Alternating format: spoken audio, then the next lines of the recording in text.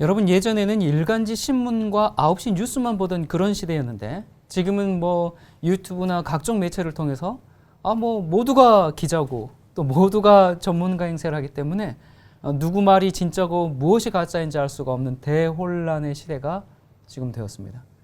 그래서 자기의 정치적인 취향에 따라서 자기가 믿고 싶은 것만 듣고 보는 그런 확증 편향이 가중되면서 국민들은 더욱 분열하고 있죠. 자기와 의견이 다르면 전부 가짜 뉴스로 몰아붙이고 아주 그 공격적인 성향을 보이면서 분노를 참지 못하고 있어요. 특별히 지금과 같은 이런 국가적인 또 세계적인 위기의 때일수록 사람들은 무정하고 조급하며 불안감이 그냥 아주 그 폭력적인 성향으로 드러나게 됩니다. 그리고 언제나 이 위기의 때에는 그 시절에 편승해서 한몫 챙기려는 그런 사람들이 휩쓸고 지나가죠. 자, 이러한 시국에 하나님을 믿는 사람들은 어떻게 해야 되는가? 광화문에 모이고 검사를 피하고 치료를 거부해야 하는가? 여러분, 코로나는 우연히 온 것이 아닙니다. 욕심 많은 인간이 이 편리하게 사는 세상을 추구하다가 평안하게 사는 것과 바꿔버린 현상일 수도 있고요. 하늘도 점령하겠다는 이 교만한 인간 문명에 대해서 생태계가 도전한 것일 수도 있고요. 또 거대한 세력이 우리의 자유를 통제하기 위해서 만든 음모일 수도 있고 아니면 성경의 예언이 성취된 것일 수도 있습니다. 무엇이든지 간에 이 코로나는 잠시 왔다가 가는 그런 유행병이 아니고 uncontact, 비대면이라는 이 인류 문명의 전환을 가져오는 대사건입니다. 이제 우리는 이전과 같은 삶으로 돌아가는 것이 아마 불가능할 겁니다.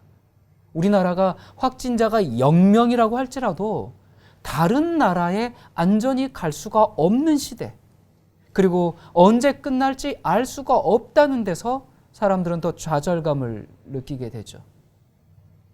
여러분, 이 코로나는 어느 누구도 경험해보지 못한 인류가 당면한 현실입니다. 한국만의 문제가 아니라 전 세계적인 문제입니다. 그렇기 때문에 단순히 이것을 어떤 그 정치의 진영 논리로 편가르기 할 것이 아니고 또 특정 집단이나 대상에게 책임을 덮어 씌워가지고 정치적 위기를 모면하려고 애를 쓸 것도 아니고 또한 현장 예배를 금지하는 것을 이건 종교 탄압이야 그러면서 고집을 내세울 일도 아닙니다.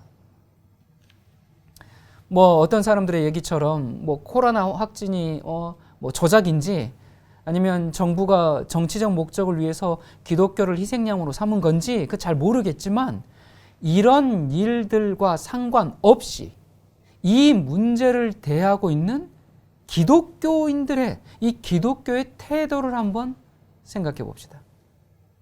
여러분은 하나님의 나라가 이 땅에 실현되기를 원하십니까? 아니면 어떤 기독교 세력이 정권을 잡고 통치하기를 원하십니까? 여러분, 이 둘은 전혀 다른 겁니다. 완전히 다른 겁니다. 이 중세시대 1000년 이상 세상의 중심에 누가 있었어요? 기독교가 있었습니다. 기독교가 정권을 잡고 무소불위의 권력을 휘둘렀고 그 종교가 가르치는 하나님을 믿지 않으면 재판을 받는 시대가 있었습니다. 제가 다시 질문하겠습니다.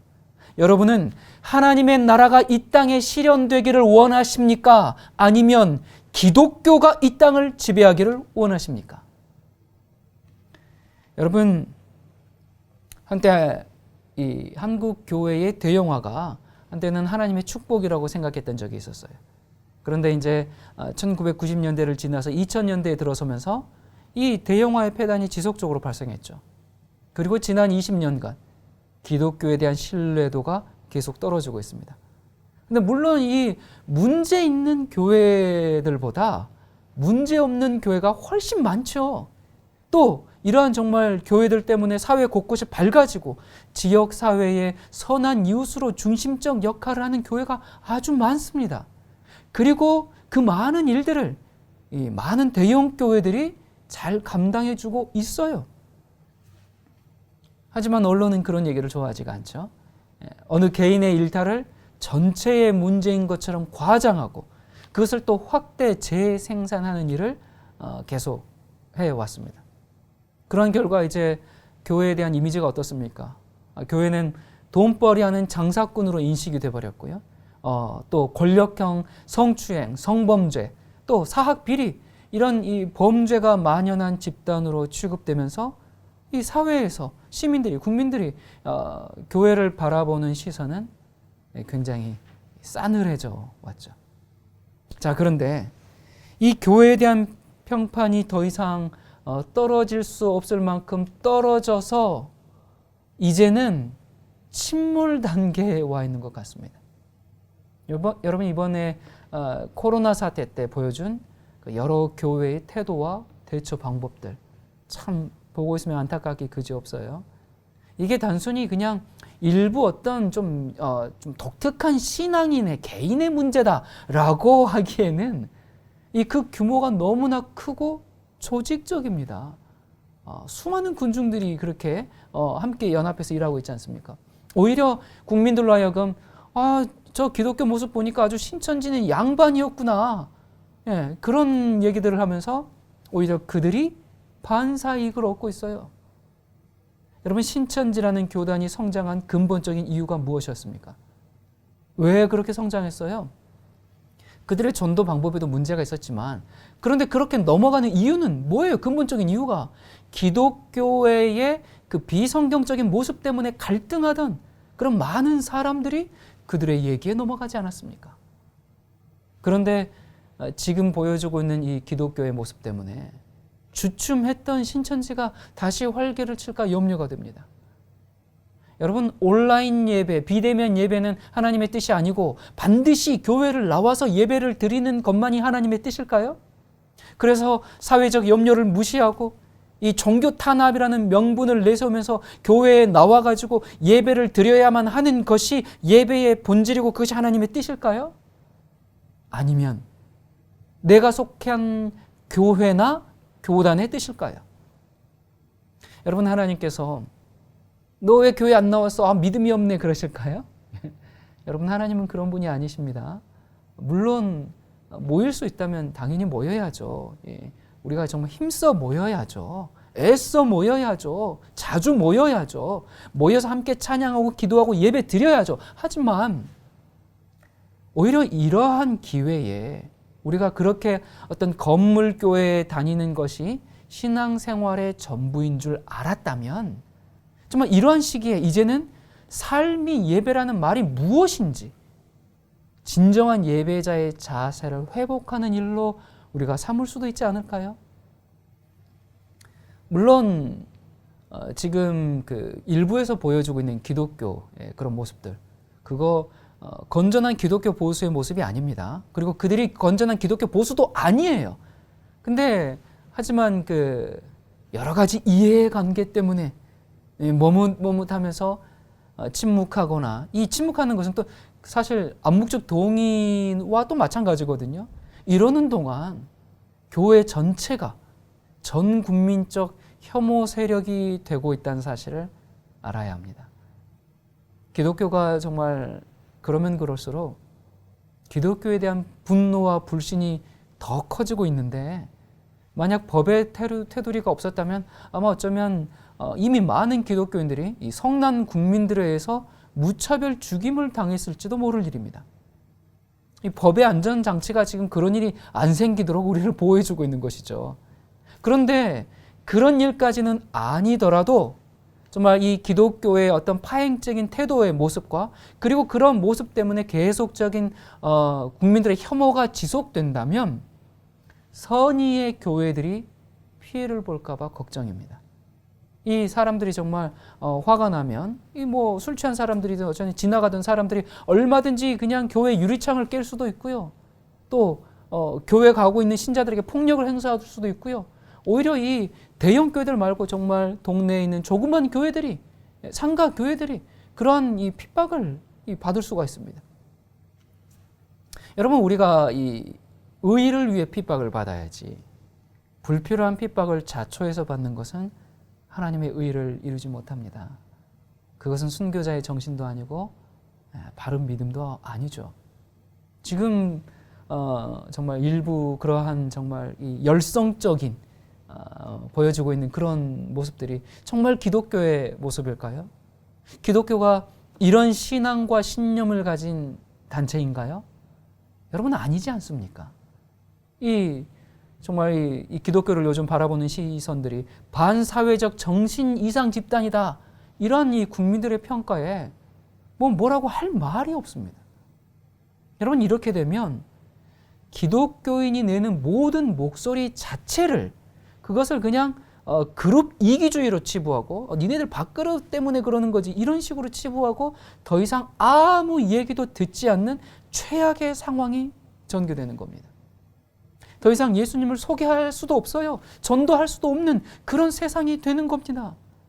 기독교에 대한 이러한 반감은 결국 하나님께로 지금 이어지고 있고 하나님을 욕하고 조롱하게 만들고 있습니다. 근데 그 일을 누가 하고 있어요? 누가 앞장서서 하고 있어요? 기독교회가. 이 얼마나 역설적이고 아이러니합니까? 여러분 한때는 이 기독교회가 나라를 이끌었던 때가 있었습니다. 일제강점기에는 한일 운동에 정말 옥고를 치렀고요. 또 전쟁 중에는 고아원을 운영했고요. 배고픈 자를 먹였고요. 그리고 전후에 정말 이 황폐하던 이 나라를 세우는데 기독교인들이 앞장섰고 또 교육을 통해서 무지한 백성들을 계몽하면서 이 나라의 역사를 정말 이끌어왔습니다. 기독교가요. 그래서 기독교 신자들은 사회 곳곳에서 기업인으로 직장인으로 정말 정직하고 성실한 사람의 대명사가 되었습니다. 그래서 기독교인이 뭐 하나 잘못하면 사람들이 뭐라 그래요? 아니, 저기 예수 믿으면서 그래요? 뭐 이런 식으로 의아해했던 그런 시절이 있었습니다. 그런데 요즘은 무슨 문제가 생기면 어떻게 얘기해요? 예수 믿는 사람들은 다 그래. 그런 분위기죠. 더 이상 기독교인들에 대해서 아무런 기대도 하지 않고 원래 저런 종족이 하는 그런 프레임이 기독교에 만들어졌습니다. 지금 이런 상황에서 차별금지법이 국회에 발의됐어요. 여러분 인간 사회를 유지하는 많은 제도들이 있죠. 정치, 법률, 교육, 무슨 제도인지 간에 그 모든 것들이 하나님의 말씀이 기초되지 않은 제도는 결국은 하나님을 반역하게 하고 우리의 문화를 병들게 하고 사람들에게 유익을 주지 않는 경우가 대부분입니다. 자, 이 정부가 지금 수년 전부터 차별금지 법안을 계속 만지작거리다가 요즘 지금 그 어느 때보다도 우리 눈앞에 지금 성큼 다가왔어요. 여러분이 차별금지법은 2007년도부터 지금 13년 동안 6번 발의됐다가 또 기독교의 저항에 의해서 또 철회되고 또 발의됐다가 철회되고 이걸 계속 반복했어요. 근데 최근 여론조사 결과를 보니까 응답자의 90%가 그러니까 대한민국 국민 이 여론조사의 90%가 차별금지 법제화에 찬성한다고 밝혔습니다. 물론 모든 차별과 혐오는 없어져야 합니다. 그리스도의 정신은 사랑과 은혜이기 때문에 차별을 하지 말아야죠. 여러분 그런데 기독교인들이 차별금지법을 반대하는 것은 약자와 소수자의 인권을 무시해서가 아니죠. 결국 이 법안은 우리의 가치인 자유가 손상이 되고 우리의 신앙적 양심이 억압을 받게 되고 그리고 동성애를 인정하게 되고 나아가 그것이 정당화되는 갈림길 앞에 서 있기 때문에 우리가 반대하는 겁니다. 여러분 이것은 명백히 하나님의 말씀을 대항하는 인본주의의 산물이죠. 여러분 이 차금법이 시행되면은요 유튜브에 동성애 반대하는 설교 올리면 안 됩니다. 또 초등학교, 중학교, 고등학교, 대학 모든 교육기관에서 동성애가 잘못된 것이라고 교육할 수도 없고 심지어 신학대학에서도 동성애 반대 강의를 할 수가 없습니다. 여러분 말로만 듣던 일이 지금 우리 눈앞에 실행을 앞두고 있습니다. 물론 동성애자도 구원받아야죠. 하나님의 구원엔 차별이 없어요. 하지만 동성애는 이 하나님의 창조의 질서를 거스리는 죄입니다. 따라서 그들이 회복할 수 있도록 교회는 도와야죠. 그들을 도와주기 위해서 최선을 다해야죠. 그런 사람들을 혐오하면서 같이 앉지도 못하고 나는 저런 사람들과 같이 예배 드릴 수 없어. 우리 교회 발도 못 붙이게 해야 돼. 그렇게 할 것이 아니라 우리는 정말 그들을 아껴주고 사랑하고 그들이 정말 하나님의 창조의 질서대로 살아갈 수 있도록 도와줘야죠. 누가 그 역할을 합니까? 교회가 해야죠. 그러나 동시에 차별금지법을 막으려는 현명한 노력도 필요합니다. 자, 그런데 어떻게 막을 것인가? 여러분, 요즘 보여주는 그 종교적 맹신주의자들처럼 접근해서는 안 됩니다. 자, 이제 우리는 어떻게 해야 되는가? 여러분, 차별금지법은 세계적 대세이기 때문에 사실 솔직히 그거 막는다고 뭐 1년, 2년 미룰 수는 있겠죠. 근데 막는다고 막아질 일이 아닙니다. 이건 대한민국에서만 발의된 법안이 아니에요. 지금 세계적인 추세에 그냥 한국도 따라가고 있는 거지 한국의 고유 법안이 아니란 말입니다. 자, 그렇다면 우리는 뭐 그냥 손 놓고 그냥 맞이할 수밖에 없는 것인가? 아니죠. 지금 많은 교계에서 또 각계각층에서 차별금지법을 막으려는 정말 노력들을 열심히 하고 있습니다. 너무 감사하죠. 그래서 그런 노력들도 필요해요. 그리고 또 종교 탄압에 대한 우리의 정당한 목소리를 내는 것도 필요합니다. 자, 그런데 어떤 방식으로 해야 하는가? 기독교인은 기독교인다워야 합니다. 예수 믿는 사람은 예수 믿는 사람다워야 합니다. 여러분, 예수님은 군중을 선동해서 정치적인 야욕을 실현하지 않았습니다. 어딜 가든지 누굴 만나든지 빛이 되는 삶이었죠. 다툼과 분쟁이 있는 곳에 사랑과 평화를 심어주었고 교만과 탐심이 가득한 곳에 정말 스스로 참된 겸손과 겸비를 몸소 보여주신 분이었습니다. 불의에 대해서 저항하실 때도 폭력적이지 않고 정말 사랑에 기초한 감동이 있었고 비록 허위사실로 인한 불법적인 재판이라고 할지라도 자기의 그 억울함을 호소하거나 막 화를 내지 않으시고 십자가의 운명에 순종하셨습니다. 이렇게 그리스도교의 복음은 사람을 변화시키고 사람을 살리고 사랑을 실천해 오면서 지금까지 왔습니다. 그게 기독교입니다. 교회가 빛과 소금의 역할을 하지 못한다면 그 결과는 땅에 밟혀서 사람들에게도 조롱과 버림을 받고 하나님께도 버림을 받는 것입니다. 여러분이 노블레스 오블리주라는 말을 들어보셨을 거예요. 이 노블레스는 달개의 벼슬을 의미하고 오블리주는 달걀의 노른자를 뜻하는 말인데 이 두 단어를 합성해서 만든 이 노블레스 오블리주라는 이 말은 달개의 본분은 자기 그 닭벼슬을 자랑함에 있는 게 아니라 알을 낳는 데 있다. 그게 닭의 본분이다. 그걸 말하고 있어요.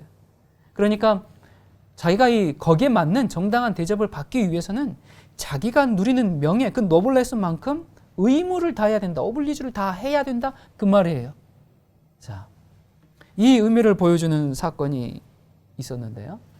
이 영국과 프랑스가 이제 무려 100년이라는 이 100년 전쟁, 긴 세월 동안 전쟁을 했는데 이 프랑스 노르망디 해안에 이제 칼레라는 이 작은 도시가 있었어요. 근데 이제 이 도시가 영국의 도버 해역과 뭐 불과 한 30여 킬로 정도밖에 떨어져 있지 않았어요. 그래가지고 이제 전쟁 당시에 칼레 시민들이 이 끊임없이 영국에 이제 필사적으로 저항을 했는데 뭐 이 작은 도시가 뭐 얼마나 뭐 버티겠습니까? 결국 이제 항복을 하게 되죠. 그런데 이제 너무나 끈질긴 저항을 했던 이 칼레를 쉽게 용서할 수 없었던 이 영국의 왕 이제 에드워드 3세가 시민들의 생명을 보장하는 조건으로 누군가가 이 그동안의 저항의 책임을 져야 된다면서 이 도시의 대표 6명이 처형을 받아야 된다. 이제 그렇게 이야기를 합니다. 그래서 이때 칼레에서 제일 부자인 이 웨스타슈가 이제 먼저 나서가지고 자기가 이렇게 먼저 앞장섰고요.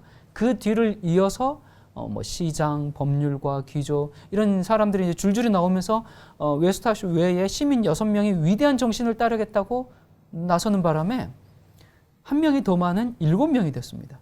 6명만 처형한다고 됐는데, 자 그러자 이제 웨스타슈가 그럼 여기서 6명을 뽑아야 되는데 우리가 여기서 제비를 뽑자고 하면은 우리가 인간인 이상 행운을 바라기 때문에 그렇게 하지 말고 내일 아침에 처형장에 제일 늦게 나오는 사람을 뺍시다.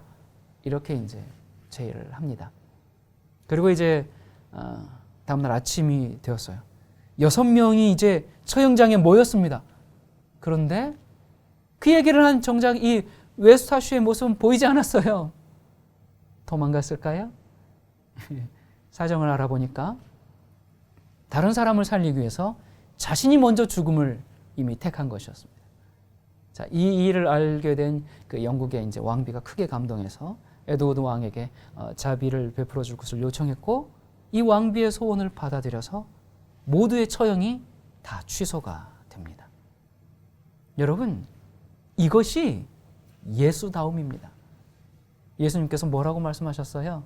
사람이 친구를 위하여 자기 목숨을 버리면 이에서 더 큰 사랑이 없다 하셨지 않습니까? 자기 목숨을 버려야 하는데 자기가 살려고 발버둥 치는 모습이 혹시 오늘날 기독교에 확산되어 있지는 않습니까? 여러분, 정치인 몇 명 바꾼다고 나라가 달라지지 않습니다. 내가 국회의원 된다고 뭐 달라질까요? 내가 대통령이 되어야 하나님의 뜻을 이룰 수 있는 게 아닙니다. 또 어떤 법 하나 통과된다고 기독교가 사라지는 것도 아닙니다. 국민이 바뀌어야 하는데, 국민이 바뀔 수 없다면 기독교인이라도 바뀌면 교회가 살 뿐만 아니라 나라가 삽니다. 그런데 이 정말 뭐 사람들이, 기독교인들이 교회 안에서건 밖에서건 진짜 이 좁쌀만한 그 지위와 명예를 부각시키기 위해서 애쓰는 대신에 예수님께서 명하신 그 빛과 소금의 의무, 사랑을 실천하는 그 의무를 우리가 소홀히 하고 있지는 않은지 그것을 더 염려하고 애써야 합니다. 여러분, 우리의 자녀들, 우리의 청년들, 이 시대를 사는 우리 모두에게 올바른 성경적 가치관을 심어주는 교육을 우리가 정말 부지런히 해야 합니다. 성경의 진리를 수호해야 합니다. 지금 언론에서 소개되고 있는 것이 그거 기독교가 아니고 자아 실현과 이기적인 욕구로 자기 성찰이 없는 그런 막말과 고집이 기독교가 아니라는 거 알려줘야 됩니다. 오늘날 정말 세대들은 저게 다 기독교의 모습인지 착각할 거 아니에요. 그거 아닙니다. 또한 어떠한 세속적인 시스템 속에서도 하나님의 말씀을 기초로 삼고 흔들리지 않는 그 신앙인으로 설 수 있도록 우리가 교육받아야 하고 깨어 있어야 합니다. 여러분, 오늘날 세상 한번 보면 이 정말 끔찍스러운 이 범죄와 방탕과 방종이 그냥 온 세상에 꽉 차 있습니다. TV에서 보여주는 모습, 그거 보면 그냥 죄가 당연한 세상이 되었어요. 죄가 그냥 하나의 문화가 되었어요. 그래서 더 이상 죄가 아닌 시대가 되어버렸습니다. 아주 쉽게 죄를 접하고 아무 양심의 가책 없이 죄를 즐깁니다. 여러분, 이 무서운 시대에 우리의 자녀들, 청년들, 어른들 할 것 없이 우리의 가정이, 우리의 교회가 회개해야 하고 개혁해야 하고 말씀으로 교육되어야 합니다. 오늘날 기독교회가 하나님의 말씀을 등한히 하고 그러다 보니까 죄가 죄인지를 모르고 자정 능력을 잃고 지금 가라앉고 있습니다. 이 구약의 이스라엘 역사를 보면 그 나라가 아주 부강하고 주변국들이 함부로 하지 못할 때는 왕과 백성들이 하나님의 법을 순종할 때 그랬습니다. 반대로 잦은 침략에 어지럽고 혼란스럽고 악이 성행하고 하나님이 크게 모욕을 당할 때는 여지없이 왕과 백성들이 어떻게 했어요? 하나님의 법에 불순종했을 때 그랬습니다. 자, 오늘 우리가 이 시간에 구약의 3명의 왕이 안팎으로 위기에 처해 있는 혼란스러운 이 시대의 기독교에 어떤 처방을 해주고 있는지 우리가 살펴보고 정말 예수다운 교회가 되어서 우리 개인의 신앙과 교회의 위기와 이 나라의 혼란을 이겨내는 비결을 얻도록 합시다. 자, 첫 번째 왕입니다. 여호사밧 왕인데요. 자, 역대하 17장 3절부터입니다. 여호와께서 여호사밧과 함께 하셨으니 바알들에게 구하지 아니하고 하나님께 구하며 그 계명을 행하고 이스라엘의 행위를 쫓지 아니하였습니다. 여기 보니까 하나님께서 여호사밧과 함께 하셨어요. 자, 그런데 함께 하셨는데 이 여호사밧도 실수가 있긴 했습니다. 이 남방 유다와 북방 이스라엘은 원래 같은 민족이잖아요. 같은 민족인데 남북으로 분단된 이후에 종전이 선언되지 못하고 계속 긴장 관계를 가지면서 간헐적인 전투가 종종 일어나곤 했었습니다. 이 남방 유다의 제3대 왕인 아사 왕 때까지만 해도 남북은 계속 긴장 관계에 있었어요. 그런데 4대 왕인 여호사밧이 이제 왕으로 취임하면서 이 북쪽에 대한 햇볕 정책을 통해서 남북 사이의 관계가 아주 상당히 우호적이 되었습니다. 평화가 찾아왔습니다. 그때 당시 그 북방 이스라엘 왕이 누굽니까? 바로 악명 높은 아합 왕입니다. 그러니까 이 여호사밧이 정치적인 목적과 외교적인 안정을 위해서 하나님을 경외하지 않는 아합과 혼인 동맹을 맺고 사돈 관계가 됩니다.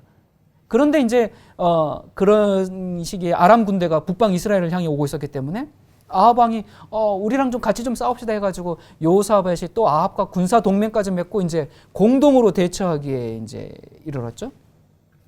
이러니까 백성들은 이제 분위기가 굉장히 좋아요. 드디어 우리가 남북이 통일되어서 이 솔로몬 시대처럼 경제 대국이 되고 국가의 위상이 높아지고 번영에 이를 것이다. 그런 이 통일에 대한 통일 대박에 대한 기대가 아주 치솟았죠. 자, 그런데 이 하나님을 경외하지 않는 이 북쪽과의 동맹은 그 하나님의 뜻에 어긋나는 일이죠. 그리고 그것은 하나님을 신뢰하지 못한 데서 나온 행동이었죠. 그래서 이 일로 이 선지자 예후가 여호사밧을 아주 크게 책망하게 됩니다. 당신이 하나님을 믿으면서 어떻게 그러한 일을 하냐고. 자, 여호사밧의 이러한 실수에도 불구하고 그는 아주 신실한 왕이다라는 인정을 받았는데 그 이유가 무엇일까요? 바로 이것이 여호사밧이 우리에게 내리는 첫 번째 처방입니다. 그것은 선지자의 책망을 들었을 때 그가 변명하지 않고 핑계하지 않고 즉시 회개했습니다. 그리고 나서는 그 이후에 바로 또 이방 연합군이 남방 유다를 쳐들어올 때 국가적인 위기 앞에서 이제는 사람을 의지하지 않고 오직 하나님의 구원을 요청하는 그 간절한 기도를 드렸고, 우리가 잘 아는 그 역대하 20장에 보면 뭘 만들어요? 군대가 아닌 하나님을 찬양하는 찬양대를 앞세워서 전쟁에서 승리하게 됩니다. 여러분, 우리도 실수할 때가 있어요. 하나님에 대한 그 신뢰를 저버리고 인간의 힘을 의지할 때가 있습니다. 하지만 그것이 잘못임을 깨닫게 되었을 때 즉시 하나님 앞에 무릎 꿇고 회개할 수 있는 그런 겸손함을 우리가 가져야 되겠습니다. 오늘날 기독교가 하나님을 신뢰하기보다 인간을 신뢰하고 인간적인 연합과 정치적인 동맹을 통해서 자기들의 목적을 주장하고 있지는 않습니까? 그러한 것이 잘못임을 알게 되었다면 우리 여호사밧처럼 즉시 회개하고 하나님만을 의지하도록 합시다. 자, 두 번째 왕은 히스기야 왕입니다. 여러분, 히스기야의 아버지 아하스는 아주 지독한 우상 숭배자였습니다. 그런데 이 아버지가 자기만 우상 숭배한 게 아니라 세상에 여호와의 성전 기구들을 다 갖다 버려버려요. 그리고 성전 문을 폐쇄를 해버립니다. 그리고는 전국에 이방 신을 섬기는 산당을 세웁니다. 그런데 그런 아버지를 이어서 히스기야가 25살, 이제 정말 새파랗게 젊을 때 왕이 되었어요. 그가 왕이 되자마자 뭘 했는가? 이것이 우리에게 주는 두 번째 처방입니다. 역대 29장 1절부터입니다. 히스기야가 위에 나아갈 때에 나이 25세라 원년 정월에 여호와의 전 문들을 열고 수리하고 제사장들과 레위 사람들을 동편 광장에 모으고 저희에게 이르되 레위 사람들아 내 말을 들으라. 이제 너희는 성결케 하고 또 너희 열조의 하나님 여호와의 전을 성결케 하여 그 더러운 것을 성소에서 없이 하라. 열왕기하 18장. 히스기야가 그 조상 다윗의 모든 행위와 같이 여호와 보시기에 정직히 행하여 여러 산당을 제하며 주상을 깨뜨리며 아세라 목상을 찍으며 모세가 만들었던 놋뱀을 이스라엘 자손이 이때까지 분양함으로 그것을 부수고 느후수단이라 일컬었더라. 히스기야의 처방이 무엇인가? 그것은 개혁이었습니다. 히스기야는 종교개혁자였습니다. 왕이 되자마자 뭘 했다 그래요? 성전을 성결케 했습니다. 성전 종화를 시작했습니다. 그리고 전국에 만연된 누가 세운? 자기 아버지가 세운 산당들을 다 허물고 이 바알의 돌 우상들을 다 깨뜨리고 아세라 여신의 나무 기둥도 다 잘라내버리고 심지어 뭐까지 없애버렸어요? 모세가 만들어가지고 성전에 보관해오던 그 놋뱀까지도 부숴 없어뜨려버렸어요. 아니 그 놋뱀은 신앙의 유산인데 어떤 사람들이 어떤 제사장들이 또 많은 관료들이 이 히스기야에게 다른 건 다 없어도 다 찍어 없애도 놋뱀은 모세가 만든 겁니다. 이건 우리 신앙의 유산입니다. 이건 보관해야 됩니다. 그러면서 여러 핑계를 대면서 보관하자고 요청하고 막 그렇게 했을지도 모르겠어요. 또 이미 부친의 시대에 기득권으로 이제 자리 잡은 많은 관료들이 서로 무슨 얘기를 했겠습니까? 자기들의 지금 밥그릇이 점점 없어지고 입지가 좁아지고 그러는데 그러면서 젊은 왕이 너무 나대는데 이러면 우리가 입지가 너무 좁아지잖아. 그러면서 아마 왕에게 가가지고 전하 이러시면 아니 되옵니다. 지금 백성들이 광장에 모여서 시위를 하고 있습니다. 우상 숭배를 안 하면 그로 인해 생겨난 수많은 일자리가 없어집니다. 그 우상의 조각들을 깎아서 파는 사람들, 상인들도 없어지고 경제가 망하게 됩니다.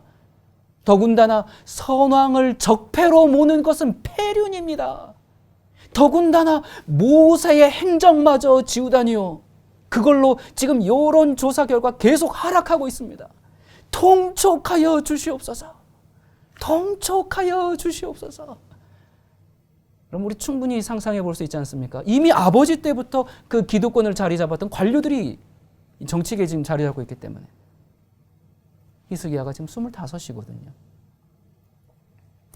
그런데 개혁은 단호해야 하고 목숨을 걸어야 합니다. 히스기야는 북측이 멸망하는 것을 보면서 이거 지금 우리가 제대로 회개하지 않고 회복하지 않으면 남측도 같은 운명에 처해질 것이다. 그걸 알았어요. 그래서 언제부터 이걸 시작했다 그래요? 통치 원년부터. 통치 원년이 했으니까 정치적 기반이 전혀 없어요. 자기 라인이 없어요. 그런데 그럴지라도 개혁을 시작했습니다. 히스기야가 사람을 의지하지 않고 인기를 아랑곳하지 않고 정말 욕을 바가지로 먹고 거센 저항이 생길지라도 하나님의 뜻을 따랐습니다. 여러분 이거 쉬운 일 아니죠? 여러분 히스기야가 형통할 수 있었던 이유는 이 백성들의 여론에 끌려가거나 아니면 내가 이렇게 하면 내 입지가 좁아지지 않을까? 정말 정권을 계속 유지할 수 있을까? 내가 교단에서 설 자리가 없게 되지 않을까? 그런 이유 때문에 망설이지 않고 단호하고 과감한 결단을 통해서 개혁을 이끌었기 때문입니다. 여러분 우리가 히스기야 때 종교개혁이 필요했다면 오늘 우리 시대에는 필요하지 않을까요? 우리의 교회, 우리의 교단, 나의 신앙에는 우리가 찍어내야 할 아세라 여신이 없습니까? 하나님보다 사랑하는 바알의 석상과 하나님 대신 의지하고 있는 놋뱀이 없습니까? 겉모습은 교회인데 산당처럼 온갖 미신과 기복적인 가르침 또 사람에 대한 추종이 가득하지는 않습니까? 여러분, 비록 아버지가 해놓은 것일지라도 히스기야는 강력히 개혁을 단행했습니다. 교계의 여러 전통들, 어떤 유명한 목사님들, 권력 있는 목사님들, 어떤 교단, 총회, 누가 자리 잡아 놓은 것이라 할지라도 오늘날 교회는 히스기야의 종교 개혁이 필요한 때가 되지 않았습니까? 여러분, 지금 우리는 멸망해가는 이 기독교회를 살리기 위한 처방을 보고 있는데요. 첫 번째는 무엇이었습니까? 요사밧 왕의 회개였습니다. 두 번째는 이 히스기야 왕의 개혁이었습니다. 회개와 개혁을 어떻게 완성해야 되는가? 세 번째 왕은 누군가? 여러분이 히스기야가 죽자 아들이 뒤를 이었는데 참 아이러니해요. 그 악명 높은 므낫세입니다. 이 므낫세는 자기 아버지가 헐어버린 산당들을 다시 세웁니다. 예, 할아버지 뜻을 이룹니다. 그 헐어버린 산당들을 세우고 바알을 위해서 단을 쌓고 아세라 목상을 다시 보급하고 그리고 여호와의 성전에 이방 신전을 쌓고 인신 제사를 드리고 신접한 자들과 정말 할 수 있는 가증한 일은 다 했습니다. 그리고 선지자 이사야를 톱으로 켜서 죽였죠. 더군다나 이런 악한 왕이 무려 55년이나 통치했다고 기록하고 있습니다. 여러분이 아마 히스기야 왕 때 이 정말 이 반대 정적들이 언제 죽나 그것만 보고 있다가 이 므낫세가 이제 왕이 되니까 다시 그렇게 한 것 같아요. 물론 므낫세도 문제가 있었겠지만. 그리고 이렇게 이런 악한 왕이 55년이나 통치하고 나서 므낫세 뒤를 이어서 그 아들 아몬 왕이 이제 등극을 했는데 그 아들도 악을 행하다가 2년 만에 암살을 당하고 이제 아몬의 아들 요시야, 남방 유다의 마지막 선한 왕 요시야가 드디어 왕위에 오릅니다. 이제 요시야가 왕위에 올라서 뭐를 하는가? 다시 히스기야처럼 성전을 정결케 하고 무너진 정말 황폐된 곳들을 그것을 수리하고 이렇게 하다가 무슨 일이 벌어져요. 무슨 일이 벌어지는가? 역대하 34장 14절부터입니다. 제사장 hil기야가 지금 이제 앞에 보면 성전 정결을 하다가 모세에 전한 여호와의 율법책을 발견하고 뭘 발견했어요? 여호와의 율법책. 서기관 사반이 또 왕에게 고하여 가로되 제사장 hil기야가 내게 책을 주더이다 하고 사반이 왕의 앞에서 읽음에 왕이 율법의 말씀을 듣자 곧 자기 옷을 찢더라. 27절 내가 이곳과 그 거민을 가리켜 말한 것을 내가 듣고 마음이 연하여 하나님 앞 곧 내 앞에서 겸비하여 옷을 찢고 통곡하였으므로 왕이 여호와의 전 안에서 발견한 언약책의 모든 말씀을 읽어 무리의 귀에 들리고 왕이 자기 처소에 서서 여호와 앞에서 언약을 세우되 마음을 다하고 성품을 다하여 여호와를 순종하고 그 계명과 법도와 율례를 지켜 이 책에 기록된 언약의 말씀을 이루리라 하고 이와 같이 요시야가 이스라엘 자손에게 속한 모든 땅에서 가증한 것을 다 제하여 버리고 이스라엘의 모든 사람으로 그 하나님 여호와를 섬기게 하였으므로 요시야가 사는 날에 백성이 그 열조의 하나님 여호와께 복종하고 떠나지 아니하였더라. 요시야의 세 번째 처방이 뭡니까? 하나님의 말씀의 회복입니다. 구석에 처박혀서 먼지만 쌓여있던 여호와의 율법책을 발견합니다. 그리고 그 책에 기록된 말씀대로 백성들을 계몽하고 가르쳤습니다. 요시야의 처방은 율법책을 있어야 할 그 자리에 든 겁니다. 그 율법은 뭐라고 얘기합니까? 오직 순종의 길에서만 복을 찾을 수 있고 불순종은 황폐와 파멸을 초래할 것이다. 그렇게 말씀하고 있어요. 오늘날 교회는 하나님의 말씀, 하나님의 계명을 발로 밟아왔고 율법에 대한 순종은 자유를 앗아가는 멍해라고 취급하면서 멸시해 왔습니다. 그 결과 어떻게 됐어요? 개인도 망하고 교회도 망하고 나라도 망할 지경입니다. 요시야는 여호와의 율법책을 무시한 것이 이 나라가 범죄로 인해서 파멸에 직면한 이유임을 알게 되었습니다. 그래서 율법책을 발견하고 제일 먼저 한 게 뭐였어요? 백성들에게 이 말씀을 읽어주고 들려주고, 사람이 모르면 행할 수 없으니까 알게 해야 되니까 가르치고, 그렇게 하면서 백성들을 하나님 말씀을 읽어주고 가르치고 들려주면서 하나님의 뜻이 무엇인지 알려주고 그 뜻대로 순종하도록 이끌었습니다. 사람들이 하나님의 말씀을 알게 되니까 어떻게 돼요? 이 순종의 시작은 어떻게 됩니까? 아, 그래? 내 해야 되겠네. 그게 아니라 하나님의 말씀을 알게 됐을 때 죄에 대한 정말 통회의 기도가 나오는 것이죠. 아, 내가 하나님을 거역했구나. 이 마음을 찢는 회개부터 시작합니다. 여러분, 회개는 죄를 슬퍼하는 것이죠. 그렇다면 회개의 결과가 어떻게 나옵니까?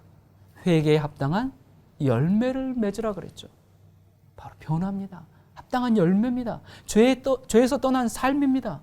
그 회개의 결과로 삶이 개혁되고 영적으로 부흥이 일어나죠.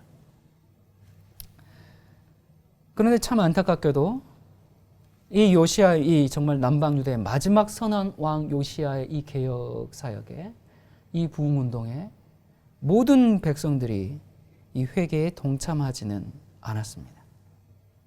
이 왕의 감화에 사람들이 일시적으로 반응은 했어요. 그러면서 참 처음에는 좀 이렇게 따르는 것 같았는데, 그러나 사람들의 마음에 죄에 대해서 진정으로 통회하는 심령, 또 정말 죄를 가증히 여기고 미워하는 그 마음의 변화가 없이 그냥 군중 심리에 의해서, 흥분적인 분위기에 의해서 많은 사람들이 그렇게 그냥 따라 그냥 움직였던 이들이 참 많았어요. 그러나 개혁이 실패한 것은 아니었습니다. 모든 백성에게서 완전한 개혁이 이루어지지는 않았지만 하나님은 정말 경건하지 않은 그 다수의 교회보다 소수의 충성스러운 사람들을 통해서 하나님의 뜻과 계획을 이루어 가시지 않습니까? 모든 사람이 회개하면 좋겠지만 그런 일은 없을 겁니다. 모든 사람들이 돌이키기를 기대하지 않습니다. 모든 사람이 변화되어 세상의 소금이 되고 빛이 되는 그리스도인으로 서는 일은 불가능합니다.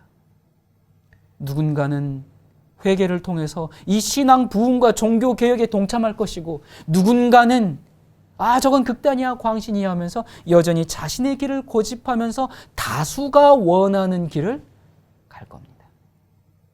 문제는 내가 어느 편에 들어갈 것인가, 그거죠.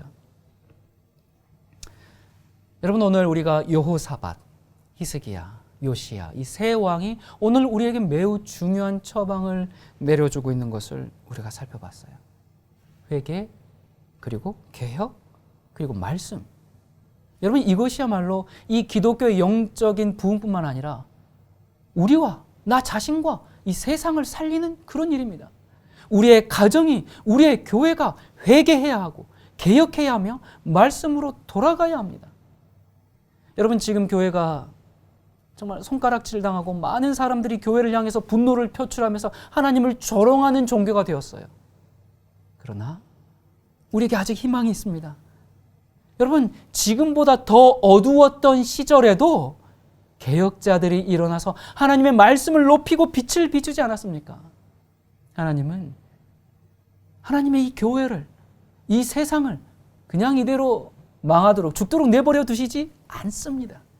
개혁자를 부르십니다. 개혁자는 먼저 하나님의 법과 하나님의 말씀을 사랑해서 그것에 의해서 회개의 경험을 한 다음에 개혁을 시작해야 합니다. 회개에 반드시 따라오는 것이 있는데 그것은 개혁과 부흥이에요. 놀라운 성령의 부흥이 있을 겁니다. 하나님을 아는 지식이 온 땅에 편만할 그때가 올 겁니다. 여러분, 하나님의 말씀은 죄를 죄다 그렇게 지적해 줍니다. 우리가 죄가 무엇인지 알아야 우리는 구세주 예수 그리스도를 찾게 되죠. 그리고 그 사랑 앞에서 회개하게 되고 진리가 뭔지 알아야 거룩한 개혁을 하게 됩니다. 그리고 그 결과 부흥이 뒤따르는데 그것이 재림운동입니다.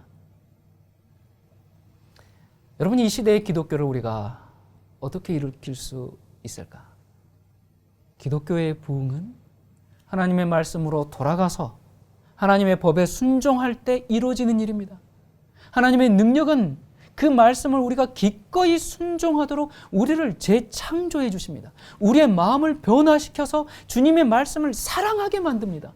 그리고 주님을 너무나 사랑해서 그 말씀대로 순종하고 쉽게 만들어 주십니다.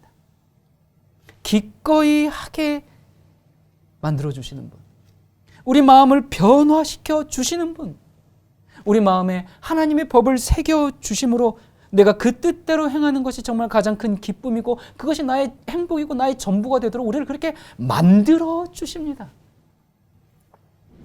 히브리서 8장 10절에 또 주께서 가라사대 그날 후엔 내가 이스라엘 집으로 세울 언약이 이것이니, 자, 무엇인가?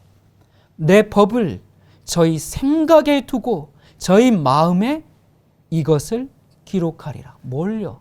하나님의 법을, 하나님의 말씀을 우리의 생각과 마음에, 나는 저희에게 하나님이 되고 저희는 내게 백성이 되리라. 우리의 마음에 하나님의 법을 새겨주셨습니다.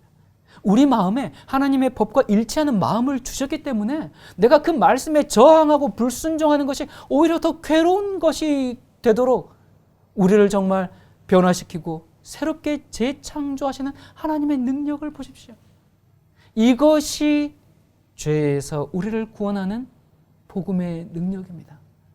그저 그냥 물론 우리가 이렇게 기도하죠. 죄를 끊게 해주세요. 하나님 정말 이거 안 하게 해주세요. 저거 안 하게 해주세요. 예, 그렇게 기도하지 말고, 그 끝없는 기도거든요. 예, 그러지 말고 하나님의 말씀을 내가 더 사랑하게 해주세요. 하나님을 더 가까이 하게, 하나님의 사랑을 깨닫게, 그것을 위해서 기도하십시오. 성령의 감동하심을 구하면서 우리가 말씀을 읽을 때 성경이 이해가 되고 감동을 받게 됩니다. 우리가 하나님의 능력과 사랑을 알게 될 때 그것이 우리 마음에 충만하게 되면 저절로 죄가 싫어지고 멀어지게 됩니다. 이것 외에는 어떤 것으로도 개혁과 부흥을 일으킬 수가 없습니다. 어떤 뛰어난 달변가가 나타나가지고 설득을 한다고 해서 되는 게 아니고요. 군중들이 몰려다니면서 집회를 한다고 이루어지는 것도 아니고요. 각종 프로그램과 사회사업을 많이 한다고 해서 회개와 개혁과 부흥이 오는 것도 아닙니다. 교회가 하나님의 이 언약의 말씀, 율법책을 잃어버렸기 때문에 우리의 생각하는 것, 추구하는 것, 바라는 것, 모든 것이 세상과 같아져 버렸습니다. 교회는 말씀을 회복해서 참된 회개와 개혁을 일으켜야 합니다. 그것이 나를 바꾸고 교회를 바꾸고 세상을 바꾸고 나라를 바꾸는 일입니다. 하나님의 법과 말씀을 사랑하는 목회자 여러분, 또 교계의 지도자 여러분, 성경의 역사에서 보여주듯이 역대 신실했던 하나님의 종들이 그랬던 것처럼 자기의 신념과 열심에 의해서가 아니라 하나님의 법과 말씀에 근거해서 백성들을 가르치고 그들을 하나님의 말씀으로 이끄는 지도자가 되도록 합시다. 이 전쟁은 여호와께 속하였나니 이 치열한 영적인 전쟁에서 하나님을 바라보고 의지하도록 백성들을 이끄는 지도자가 되도록 합시다. 그리고 세상의 빛과 소금이 되고 싶은 그리스도인 여러분, 교회가, 교단이, 교계가 그 일을 하지 못한다면 우리 개개인이 성령의 능력을 힘입어 회개와 개혁의 일을 하도록 합시다. 예수님의 말씀처럼 세상의 빛과 소금이 되어서 선한 유익을 끼치는 그리스도인이 되도록 합시다. 여러분, 악이 승리할 때 필요한 유일한 조건은 선한 사람들이 방관하는 겁니다. 정말 큰 악은 범죄자들의 죄가 아닙니다. 정치가들의 문제가 아닙니다. 교회가 악한 일을 행할 때 침묵하는 것, 그거야말로 큰 죄입니다. 우리의 침묵에 대해서 하나님은 죄 없다 하지 않으실 겁니다. 여러분, 오늘 우리가 이 세 명의 왕이 부흥을 이끌었던 철저한 회개, 또 거룩한 개혁, 그리고 말씀의 순종, 이 세 가지를 통해서 이 땅에, 나의 개인의 신앙에, 이 국가에, 전 세계에 초대교회의 부흥이 재현되기를 간절히 바랍니다. 기도하겠습니다. 우리와 변치 않는 언약을 맺으시는 하나님 아버지, 세상에 흩어져 살다가 죽을 수밖에 없는 우리를 영원히 살리시기 위해 대신 죽으시고 부활의 생명을 약속하심에 감사드립니다. 이 귀한 생명을 누리게 된 우리가 하나님의 선한 모습을 세상에 반사해야 하는데, 우리와 우리의 교회가 이 시대의 그 사명을 올바로 감당하지 못함을 용서해 주시옵소서. 이제는 우리 신앙의 본질, 교회의 본질을 회복하여 세상의 빛과 소금의 역할을 감당하기를 원하오니 우리를 회개와 개혁과 부흥의 자리로 이끌어 주시옵소서. 오늘도 우리를 버려두지 않으시고 변치 않는 사랑으로 호소하시는 예수 그리스도 이름으로 기도드립니다. 아멘.